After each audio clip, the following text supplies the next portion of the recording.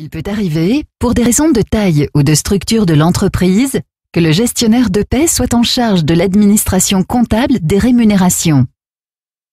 L'employeur attribue une rémunération brute à un salarié, jamais nette. Par contre, il sert d'intermédiaire pour reverser les cotisations salariales directement aux caisses en même temps que ses charges patronales. En comptabilité, il faut saisir les rémunérations brutes ainsi que les charges patronales. On règle le net aux salariés et on verse aux caisses les charges patronales et salariales.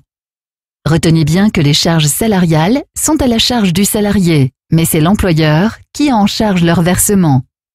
Le progiciel de paie est avant tout là pour tenir la paie.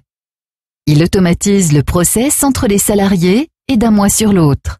Avant de l'utiliser, il faut tenir un tableau de préparation des paies contenant les éléments variables du mois en cours, congés et maladies pour les absences, primes ou heures supplémentaires pour les gains. Ensuite, il n'y a plus qu'à saisir ces données dans le progiciel préalablement paramétré. Le progiciel de paie permet l'obtention de diverses données, comme par exemple le livre de paie, qui est un état récapitulatif des charges patronales, ou la fiche individuelle d'un salarié, à partir de la validation de ses seuls bulletins de salaire. Autant il est fortement recommandé de tenir un livre de paie, autant il est obligatoire de tenir à jour un registre des entrées et des sorties du personnel. Voici Philippe Durand, collègue de Clara, et vendeur au sein de la société.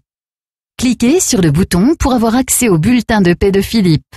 Vous pouvez l'imprimer afin de l'avoir à disposition tout au long de ce cas pratique. À l'aide du bulletin de paie de Philippe, on a pu établir les calculs préalables contenus dans le tableau suivant. Les objectifs de cet exercice sont doubles. Tout d'abord, savoir compléter les écritures liées à la constatation des salaires. Ensuite, savoir compléter les écritures liées au versement ou au paiement des salaires. À l'aide du bulletin de paie de Philippe, complétez les écritures liées à la constatation des salaires. Observez bien la correction en relisant attentivement le bulletin de paie de Philippe et aidez-vous des calculs préalables.